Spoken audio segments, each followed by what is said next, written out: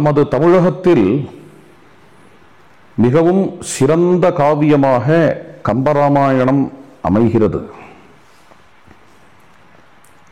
கம்பநாட்டாழ்வான் வால்மீகி முனிவரை வால்மீகியின் ராமாயணத்தை பலமுறை படித்து கேட்டு உள்வாங்கி அக்கருத்துக்களை மிகவும் அருமையான முறையில் தமிழ் மொழியில் நமக்கு சமைத்து தருகிறார். ஆனால் வால்மீகி ராமாயணத்தின் அனுவாதம் அல்ல கம்பராமாயணம். அவர் எப்படி உள்வாங்குகிறாரோ, வால்மீகி ராமாயணத்தின் கருத்துக்களை அவர் எப்படி மனதில் காண்கிறாரோ, அவருக்கு இது விஷயமான எது மாதிரியான ஸ்பூர்த்திகள் பாவங்கள் ஏற்படுகின்றனவோ அவைகளோடு கலந்து நமக்கு இனிய தமிழில் கொடுத்திருக்கிறார். இந்த ராமாயணம் மூலமாக நமக்கு மனித பண்புகளை, விழுமங்களை, இன்றியமையாத மனித வாழ்க்கைக்கு இன்றியமையாத கருத்துக்களை தந்திருக்கிறார். தமிழ் மொழிக்கு, தமிழ் பண்பாட்டிற்கு ஒரு ஈடு இணையற்ற நன்கொடையாக கம்பராமாயணம் என்கிறது அமைகிறது.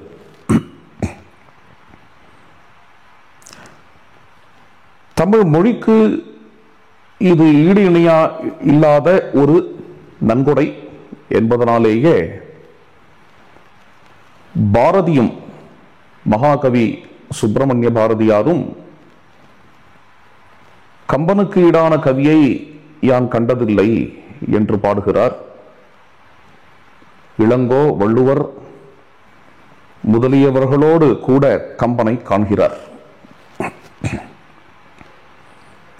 அப்படிப்பட்ட கம்பநாட்டாழ்வான் அவருடைய சிறப்பான நன்கொடை தமிழ் மொழிக்கு என்பதை காணுகையில் திராவிட நாத்திகர்களுக்கு ஒரு திகைப்பு ஏற்படுகிறது. கம்பனை கண்டு திகைக்கின்றனர். ஏனெனில் கம்பனோ ராம பக்தனாக இருக்கிறார். முழுமையாக ராமனை துதிபாடி, ராமனை அவதார புருடனாக வர்ணித்து,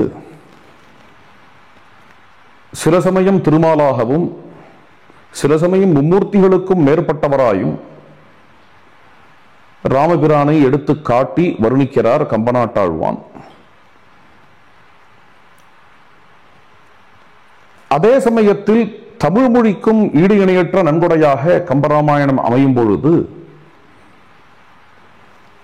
இந்த கம்பராமாயணத்தை எப்படி கையாளுவது, எப்படி காண்பது என்பதில் இந்த திராவிட நாத்திகர்கள் திகைக்கிறார்கள்.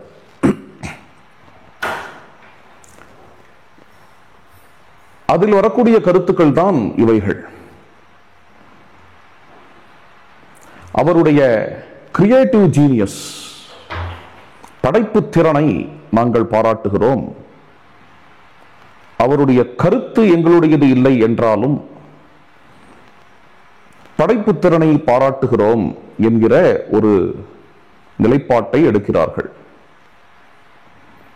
இந்த திராவிட நாத்திகர்களுள் சில பல கருத்துக்கள் கம்பநாட்டாழ்வானை பற்றி உள்ளன. முரண்பட்ட கருத்துக்கள், ஒன்றுக்கொன்றே முரண்பட்ட கருத்துக்கள் அந்த திராவிட நாத்திகர்களில் வெவ்வேறு மனிதர்களுக்கு வெவ்வேறு விதமான கருத்துக்கள் கம்பனை பற்றி வருகிறது. ஒரு விதமான கருத்து என்னவென்றால்,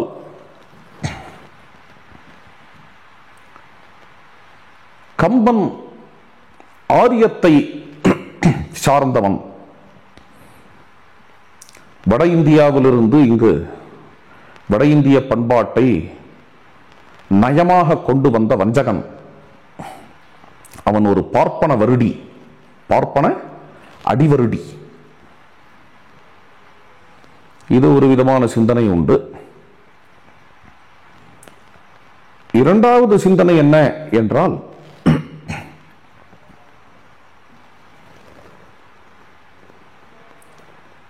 வால்மீகி ராமாயணம் என்கிற ஆரிய படைப்பு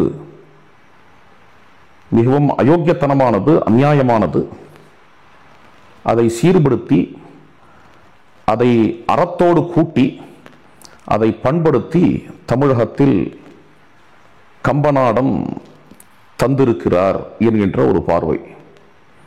அப்படி ஏன் தர வேண்டும் என்று புரியவில்லை. அப்படி அநாகரீகமான அருவருக்கத்தக்க ஒரு வான்மீகத்தை எடுத்து தருவதற்கு பதில் இவரே இவருடைய ஒரு படைப்பு திறனால் தமிழர்களுக்கென்று ஒரு காவியத்தை அமைத்திருக்கலாமே, இதற்கு ஏன் அயோத்தி காவியம் தேவை என்று புரியவில்லை. இருந்தாலும் இவ்வாறான ஒரு நிலைப்பாட்டை எடுக்கிறார்கள். அதாவது அநாகரீகமான அருவருக்கத்தக்க வால்மீகியத்தை பண்படுத்தியவர் கம்பன், சீரமைத்தவர் கம்பன் என்கின்ற ஒரு பார்வை. இதே பார்வையின் நீட்சியாக மற்றொரு பார்வை. ராமன் ஒரு அக்கிரமக்காரன், அயோக்கியன். அவன் செய்த அயோக்கியத்தனங்களுடைய மழுப்பல் கம்பராமாயணத்தில் உண்டு. கம்பராமாயணத்தில் ராமன் அதார்மிகன், அறம் அற்றவன், அறத்தின் விரோதி என்று இருந்தபொழுதிலும் கம்பன் அந்த ராமனை நல்லவனாக ஆக்குகிறான். இது ஒரு விதமான நயவஞ்சனை என்றே ஒரு பார்வையும் உண்டு. அதாவது இங்கு நயவஞ்சனை என்கிறது எதனால் என்றால், ஒரு அயோக்கியனை, ஒரு குற்றவாளியை நல்லவன் என்று நிர்தாரணம் செய்வது, ஸ்தாபிப்பது ஒரு விதத்தில் நயவஞ்சனை தானே. இதற்காக கம்பனை திட்டுபவர்களும் இந்த திராவிட நாத்திகர்களில் இருந்தனர். இவ்வாறு ஒன்றுக்கு ஒன்று முரண்பட்ட சில பல கருத்துக்கள் வெவ்வேறு திராவிட நாத்திகர்களிடம் உண்டு. அவை அனைத்தின் தாக்கமும் கவிஞர் வைரமுத்துவிடம் உண்டு. அண்மையில் அப்படிப்பட்ட ஒரு தாக்கத்தை உள்ளே கொண்டு சில வார்த்தைகள் அவர் பேசியுள்ளார். கம்பன் கழகத்தில் அண்மையில் அவர் கம்பன் விருது பெறும்பொழுது பேசிய வார்த்தைகளில் ஸ்ரீராமனை புத்தி சுவாதீனம் இல்லாதவர் என்று பேசியிருக்கிறார்.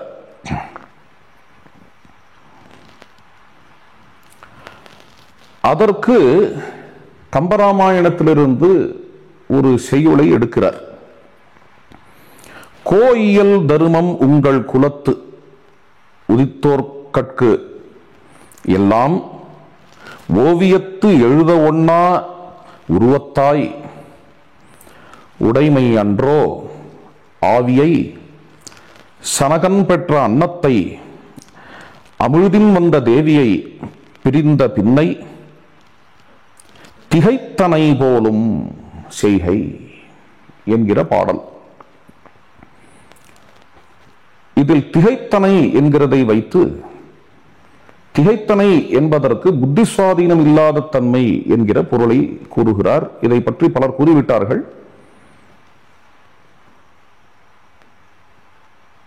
இதை முக்கியமாக எடுத்துக்கொள்ள வேண்டும் என்கின்ற அவசியம் இல்லை. பலர் கூறியதால் இப்பொழுது அடியேனும் கூற வேண்டும் என்கின்ற அவசியம் இல்லை. எப்படி திகைத்தனை என்கிறது புத்தி சுவாதீனம் என்கிற பொருள் அதற்கு முக்கிய பொருள் கிடையாது என்கிறதை கூறியிருக்கிறார்கள். உண்மையில் பார்த்தால் கம்பனுடைய இப்பாடல் வால்மீகி ராமாயணத்தில் உள்ள ஸ்லோகங்களை உள்வாங்கி கம்பன் எழுதியதே. வால்மீகி ராமாயணத்திலேயே வாலி இவ்வாறு ராமரை ஏசுகிறான். இது உண்மையில் மன்னிக்கக்கூடிய பாடல் அல்ல, இது ஸ்ரீராமனை ஏசும் பாடல்.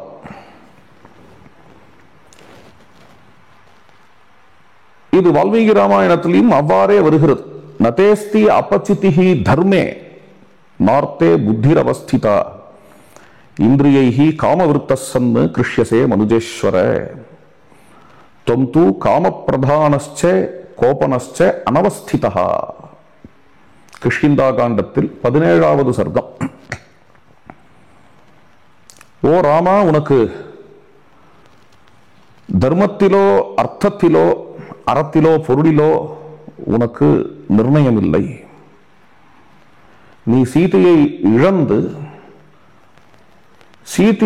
இழந்து சீதையை நாடி காமவசப்பட்டாய். அந்த காமத்தினால் உனக்கு குரோதமும் இருக்கிறது. ஆதலால் உன்னால் எதுவும் தெளிவாக நிர்ணயிக்க முடியவில்லை, அனவஸ்தை உள்ளது. அந்த காரணத்தினால் இவ்வாறு என்னை அடித்து விட்டாய் என்று வாலி ஏசுகிறான். இந்த ஸ்லோகத்தையே கம்பன் மனதில் உள்வாங்கி அவர் இதை இன்னும் அழகாக அவர் கொண்டு வரக்கூடிய விதம், ஆவியை சனகன் பெற்ற அன்னத்தை அமிழ்தின் வந்த தேவியை பிரிந்த பின்னை திகைத்தனை போலும் என்று காட்டுகிறார். சீதாதேவி இல்லாததால் இப்படி பண்ணிவிட்டாயோ, சீதை இல்லாததால் திகைத்தாயோ என்கிறதை எடுத்து காட்டுகிறார். கோயியல் தருமம் உங்கள் குலத்து உதித்தோர் கற்கு எல்லாம் ஓவியத்து எழுத உண்ணா உருவத்தாய். ராமனை அழைக்கிறார் இங்கு. ஓவியத்து எழுத ஒண்ணா உருவத்தாய். ஒரு சிற்பத்திலேயோ ஒரு ஓவியத்திலேயோ வடித்து வைக்க முடியாத அழகை உடைய ராமா. இதுவும் வால்மீகி ராமாயணத்தில் தொம் நராதிபதே புத்திரஹா பிரதிதஹா பிரியதர்சனஹா. பிரியதர்சனஹா என்கிற வால்மீகியின் சொல்லை உள்வாங்கி ஓவியத்து எழுத உண்ணா உருவத்தாய் என்று கம்பநாட்டாழ்வான் அதை மிகவும் அழகாக கொண்டு வருகிறார். உங்களுடைய ராஜ தர்மத்தில், உங்களுடைய ராஜ வம்சத்தில் உள்ள தர்மத்தை மறந்தீரோ, ஓவியத்தில் வரைய முடியாத அழகு உடையவனே என்று. இங்கு ஒரு விஷயம் குறிப்பிட விரும்புகிறேன். நாம் கம்பராமாயண செய்யுட்களை பார்க்கும் பொழுது ஒரு விஷயம் நன்று புரிகிறது. வால்மீகி ராமாயணத்தில் உள்ள ஸ்லோகங்களை உட்கொண்டு அதற்கு ஒரு ரெஸ்பான்ஸாக கம்பநாட்டாழ்வான் நிறைய செய்யுட்களை இயற்றியுள்ளார் என்கிறதை பார்க்க முடிகிறது. இந்த ரெஸ்பான்ஸ் என்பதற்கு மேலும் கொஞ்சம் விளக்கம் தேவை. அதாவது அந்தந்த பிராந்திய மொழிகளில் ராமாயணத்தை வடித்தவர்கள் பலவிதம். சிலர் வால்மீகி ராமாயணத்திற்கே போகாமல் எங்கேந்தோ ராமாயணத்தை கேட்டு, அவர்களுடைய அத்தை பாட்டி சொன்ன ராமாயணத்தை கேட்டு அதை அனுசரித்து ராமாயணத்தை வடித்து விட்டார்கள். இப்படிப்பட்ட கவிகளும் உள்ளனர்.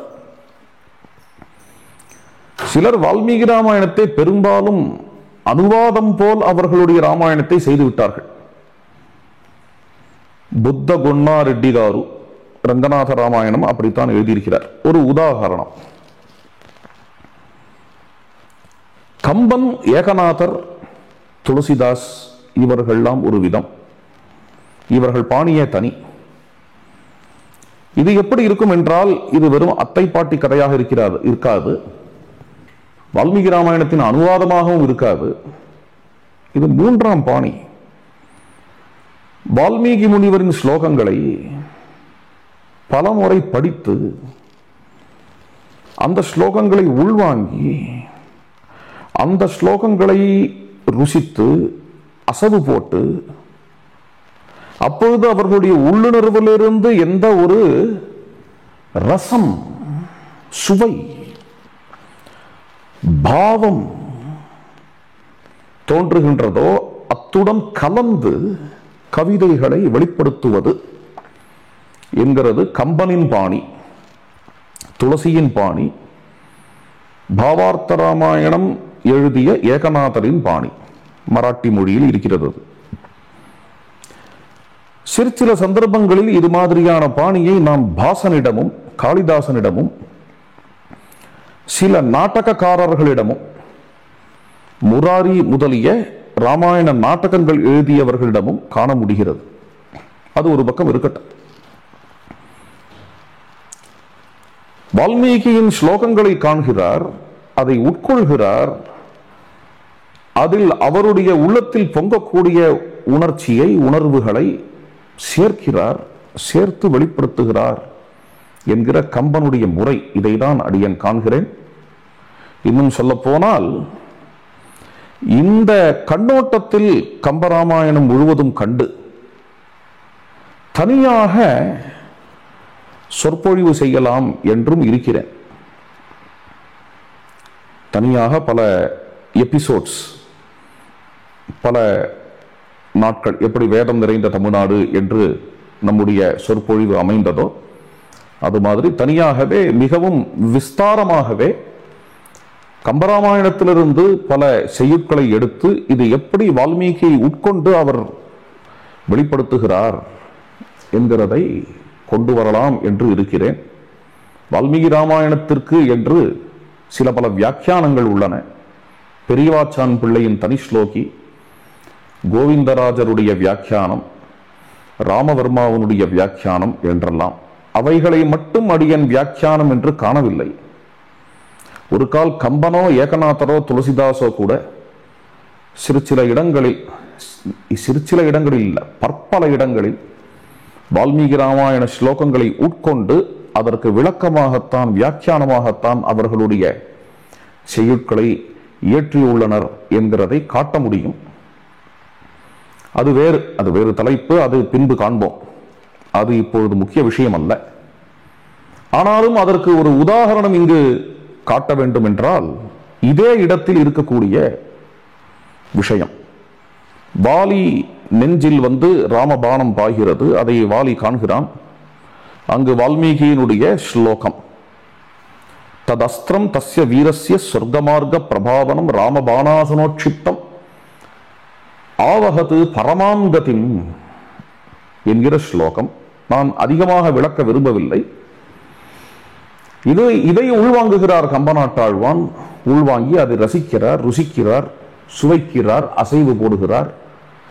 அதை வெளியில் கொண்டு வரும் பொழுது ஒரு அருமையான பாடல் வருகிறது. மும்மைசால் உலகிற்கெல்லாம் மூலமந்திரத்தை முற்றும் தம்மையே தமர்க்கு நல்கும் தனிப்பெரும் பதத்தை தானே இம்மையே எழுமை நோய்க்கும் மருந்தினை இராமன் என்னும் செம்மை சேர் நாமன் தன்னை கண்களில் தெரிய கண்டான். ததஸ்திரம் தஸ்ய வீரஸ்ய சொர்க்கமார்க்க பிரபாவனம் ராம பானாசனோட்சிப்தம் ஆவகது பரமாங்கதிம். பரமாங்கதிம் என்று வால்மீகி எதை கூறுகிறாரோ அதையே கம்பநாட்டாழ்வான் தனிப்பெரும் பதம் என்று இந்த பாடலில் பதிவு செய்கிறார். மும்மைசால் உலகுக்கெல்லாம் என்கிற பாடல் வால்மீகியின் ஆவகத் பரமாங்கதிம் என்கின்ற ஸ்லோகத்திற்கு ஒரு அருமையான விளக்கமாக அமைகிறது. இவ்வாறே கம்பராமாயணம் முழுவதும் பற்பல இடங்களில் கம்பனுடைய செய்யுட்களை நாம் காண முடியும். அது மாதிரிதான் இதுவும். வால்மீகி ராமாயணத்தில் பிரியதரிசன என்று வாலி ராமரை வர்ணிக்கிறான். அதையே உட்கொண்டு கம்பநாட்டாழ்வான் இங்கு ஓவியத்து எழுத ஒண்ணா உருவத்தாய் என்கிறார். அதற்கு மேல் வால்மீகி ராமாயணத்தில் ராமனை வாலி நிந்திக்கிறான். தர்மார்த்தங்களில் உனக்கு ஈடுபாடு கிடையாது, நீ இப்பொழுது சீதையை பிரிந்து காமத்தில் இருக்கிறாய் என்று. அதையே கம்பன் உள்ளே உட்கொண்டு அதை இன்னும் அழகாக ஆவியை சனகன் பெற்ற அன்னத்தை என்று ஆரம்பித்து கூறுகிறான். திகைத்தனை என்று கூறுகிறார் கம்பநாட்டாழ்வான் என்கிறதை நாம் பார்க்கிறோம்.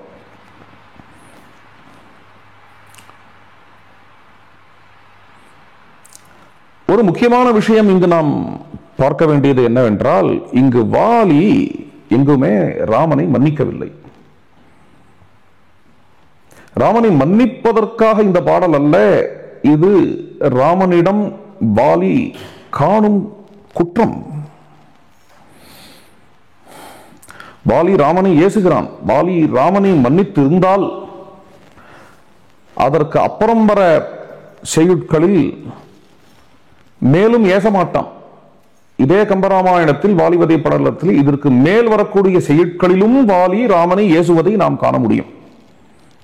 இதைவிட கடுமையாக ஏசுகிறான். வீரம் அன்று, விதி அன்று, மெய்மையின் வாரம் அன்று, நின் மண்ணினுக்கு என் உடல் பாரம் அன்று, பகை அன்று, பண்பு அழிந்து ஈரம் இன்றி, இது என் செய்தவாறு அரோ என்று மிகவும் தீவிரமாக கடுமையாக வாலி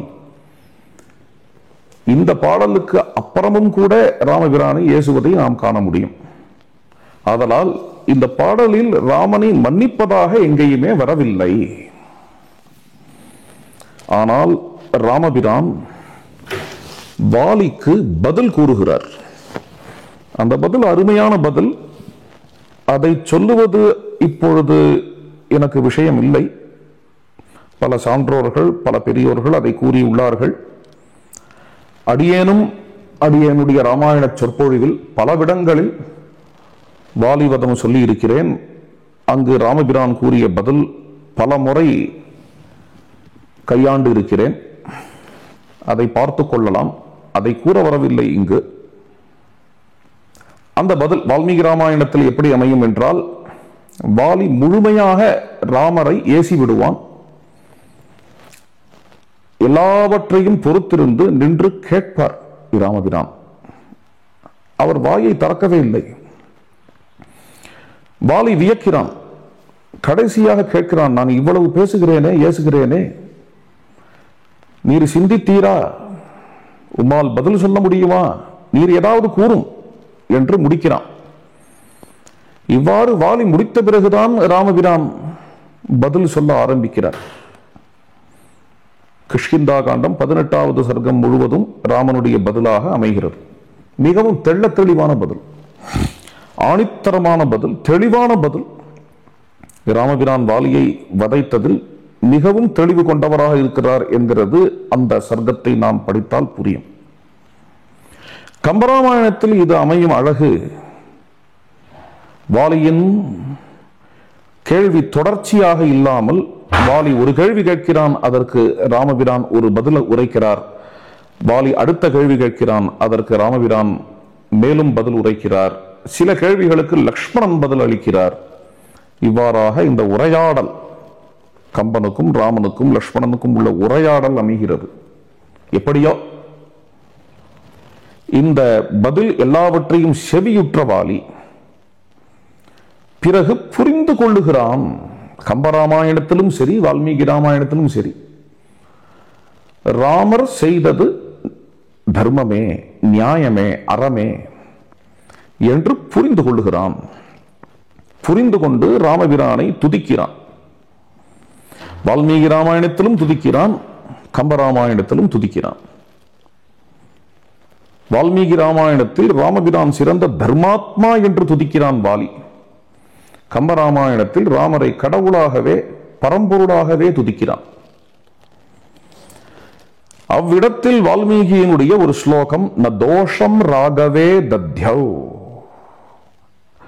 ராமபிரானுடைய வார்த்தைகள் அனைத்தையும் கேட்ட வாலி ராமரிடத்தில் குற்றத்தை காணவில்லை. ராமனிடத்தில் தான் என்ன குற்றம் கண்டானோ அதை தனது உள்ளத்திலிருந்து நீத்தான். அந்த நரோஷம் ராகவே தத்யௌ என்கிற இந்த வால்மீகி ஸ்லோகத்தை கம்பநாட்டாழ்வான் உள்வாங்கி கூறுகிறார். கவிகுலத்து அரசும் அன்ன கட்டுரை கருத்தில் கொண்டான், அவியுறு மனத்தன் ஆக்கி அறத்திறன் அழியச் செய்யான் புவியுடை அண்ணல் என்பது எண்ணினன் பொருந்தி என்று கூறுகிறார். ராமபிரானுடைய கட்டுரையை உள்ளத்தில் வாங்கிய வாலி என்ன நினைக்கிறான் என்றால், அறத்திறன் அழியச் செய்யான் புவியுடை அண்ணல், அறத்தை அழிக்க மாட்டான் இந்த அண்ணல், இந்த ராமபிரான், புவியுடை அண்ணல் என்று வாலி முடிவுக்கு வருகிறான். இங்கு மன்னிப்பதற்கே பேச்சில்லை. ஒருவனை குற்றவாளி என்று கண்டாதானே மன்னிப்பதற்கு. ராமபிரானை இங்கு குற்றவாளி என்று வால்மீகியின் வாலியோ அல்லது கம்பனின் வாலியோ முடிவில் காணவில்லை. முன்பு எவ்வளவு ஏசினாலும் ராமபிரான் கொடுத்த பதிலை செவியுற்ற வாலி, கம்பனின் வாலியும் சரி வால்மீகியின் வாலியும் சரி, முடிவில் அவ்வாறு காணவில்லை. முடிவில் இந்த வாலி தெளிவு பெற்றான். ராமன் செய்தது சரியே. தொங்கி திருஷ்டார்த்த தத்துவஜ்ஞா பிரஜானாம் ச ஹிதேரதா காரிய காரண சித்தௌதே பிரசன்னா புத்திரவ்யயா. ராமா, நீரே உள்ளது உள்ளபடி பொருளை அறிந்தவர், மக்களுக்கு எது நன்மை என்கிறதை அறிந்து அதை செயல்படுத்துபவர். பிரஜானாம் ச ஹிதேரதா காரிய காரண, காஸ் அண்ட் எஃபெக்ட், காரியம் காரணம், இது ரெண்டுத்திலும் உமது புத்தி தெளிவாக இருக்கிறது என்று வாலி ஏன் குறிப்பிடுகிறான் என்றால், கிஷ்கிந்தா காண்டத்தினுடைய அந்த 18வது சர்க்கம் முழுவதும் நாம் படித்து பார்த்தால் தெரியும் எந்த ஒரு தெளிவை அவர் ஸ்தாபிக்கிறார். அந்த தெளிவை உள்வாங்கிதான் வாலி இவ்வாறு விளக்குகிறான், தெளிவுபடுத்துகிறான். கம்பனுடைய வாலியும் அவ்வாறே. இங்கு கம்பனோ வால்மீகியோ அல்லது கம்பனின் வாலியோ வால்மீகியின் வாலியோ ராமனை மன்னிப்பதற்கு எதுவும் இல்லை என்கிறது முக்கியமான விஷயம். ராமனுடைய கருத்தை உள்வாங்கி, ராமனுடைய பதிலை உள்வாங்கி, நாம் செய்ததுதான் தவறு, அவர் செய்ததில் எந்த தவறும் இல்லை, அவர் தர்மாத்மா தான் என்கின்ற தெளிவை வாலி பெறுகிறான் என்கிறது தான் இங்கு ஆகிறது. வாலியினிடம் எந்த குற்றத்தை கண்டதால் ராமபிரான் வதைத்தார் என்கிறதை ராமர் விளக்குகிறார். அது தெளிவாக குற்றமே. வாலியினிடத்தில் பிறன் மனைவி பற்று இருக்கிறது. ஆங்கிலத்தில் அடல்ட்ரி என்பார்கள். அதேபோல் பலாத்காரம் இருக்கிறது. அந்த பிறன் மனைவி, அது இன்செஸ்ட் என்கின்ற குற்றமும் இருக்கிறது. இந்த காரணங்களால் வாலி வதைக்க தகுந்தவன் என்கிறது தெளிவாகிறது. இது ஒரு பக்கம் இருக்க,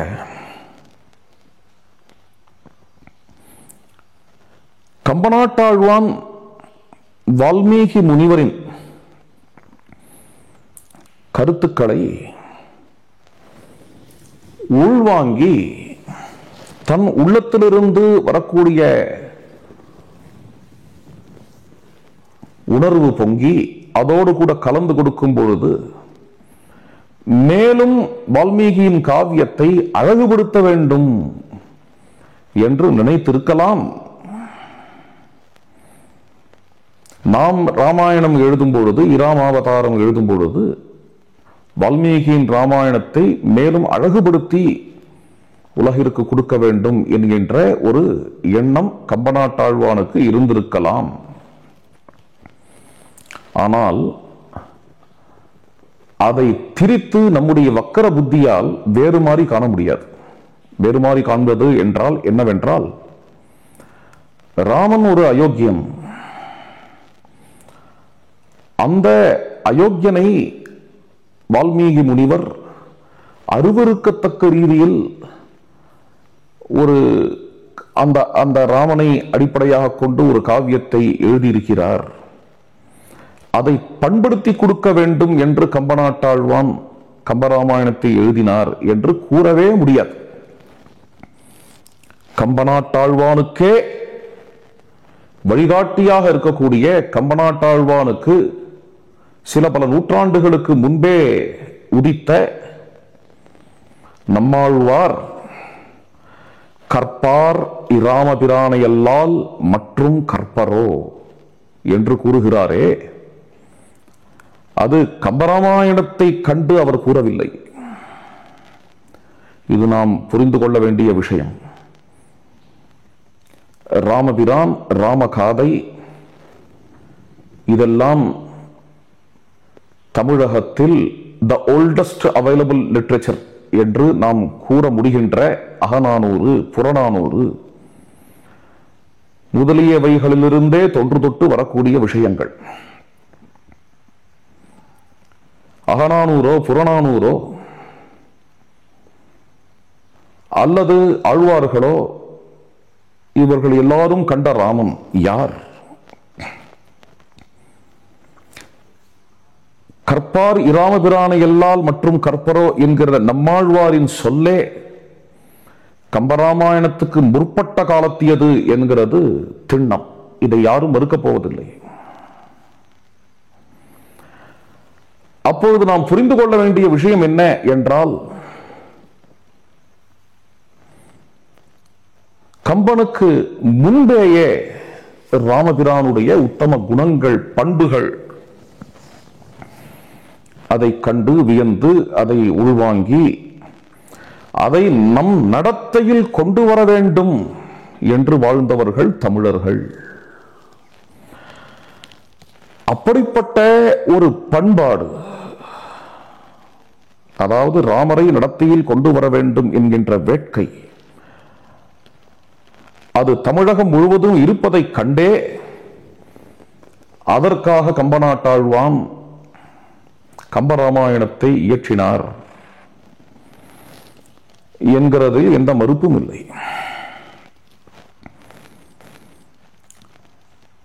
அப்பொழுதுதான் நமக்கு புரியக்கூடிய விஷயம் என்ன என்றால், ராமபிரானிடத்தில் உள்ள ஆத்ம குணங்களில், உயர்ந்த விழுமங்களில் காதலுற்ற கம்பன், மையல் கொண்ட கம்பன் அந்த ராமபிரானை உள்வாங்கி ராம பக்தனாக ஆகி இந்த அற்புதமான ஈடிணையற்ற காவியத்தை, இராமாவதாரத்தை, கம்பராமாயணத்தை நமக்கு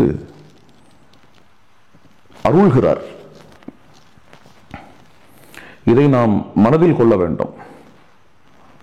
வால்மீகி ஏதோ ஒரு அயோக்கியத்தனம் பண்ண மாதிரியும் அதை கம்பன் சீர்திருத்தி அமைக்கிறார் என்று கூறக்கூடிய ஒரு பாணி இருக்கிறதே, அது கம்பனையே நம் அறியாமல் நாம் இழிவுபடுத்தக்கூடிய பாணி.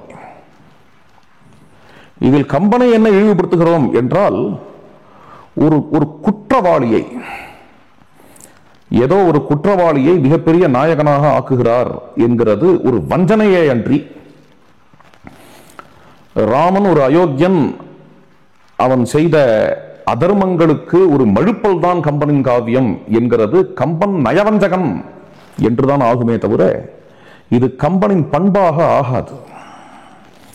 அதனால் இந்த கம்பனை போற்றுகிறோம் என்று ஆரம்பித்து வால்மீகியை விட்டு ராமனை விட்டே கம்பனை பிரித்து கம்பனை போற்றுகிறோம் என்று ஆரம்பித்து இதை வளர்த்து காலப்போக்கில் இதன் மூலமாக கம்பனையே அழிக்க வேண்டும்,